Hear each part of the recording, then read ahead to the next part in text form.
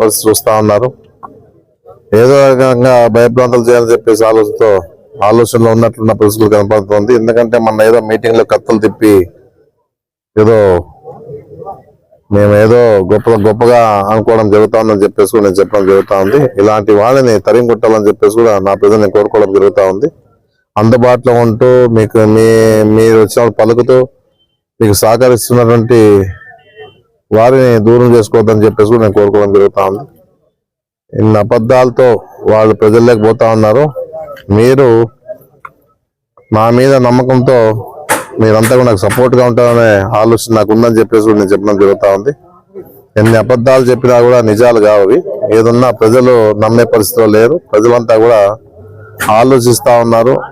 ప్రతి విషయంలోనూ ఎక్కడి నుంచో వలస పక్షులా వచ్చి రోజు వచ్చి ఎన్నో ప్రగల్భాలు పడుతా ఉన్న పరిస్థితి చూస్తా ఉన్నాం. నిజంగా నేను కోరుతా ఉన్నాను, చాలా మంది ఆదోన్లో రాజకీయ నాయకులు చాలా మంది ఉన్నారు. వాళ్ళు కూడా ఆలోచన చేసుకోవాలని చెప్పేసి నేను కోరుతా ఉన్నాను. ఎందుకంటే ఇలాంటి వారిని మనము ఆదోన్లోన కూటమి తరపున ఎన్నుకోవచ్చాలి అని చెప్పేసి ఆలోచన చేసుకోవాలని చెప్పేసి నేను కోరుతా ఉన్నాను. ఎందుకంటే ఎక్కడి నుంచో వచ్చి రాజకీయం చేసే పరిస్థితిలో ఇక్కడ ఉన్నారని చెప్పేసి నేను చెప్పడం జరుగుతూ ఉంది. ఆదోని ప్రశాంతమైన వాతావరణంలో ఆదోని ముందుకు పోతా ఉంది.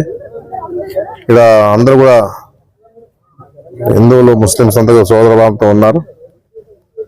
అందరూ కూడా అన్నదమ్ముల మాదిరిగా జీవనం సాగిస్తా ఉన్న పరిస్థితి ఆదోన్లో ఉంది. ఇలాంటి పరిస్థితి ఉన్నంత వరకు ఉండాలని చెప్పేసి నేను కోరుకోవడం జరుగుతా ఉంది.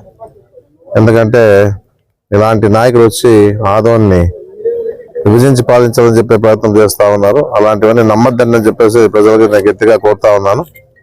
ఏదున్నా మీ అందరి మీద నాకు నమ్మకం ఉంది. ఖచ్చితంగా 4వ సారి కూడా మళ్ళీ ఎమ్మెల్యేగా మీరు గెలిపిస్తారని నమ్మకం నాకుంది.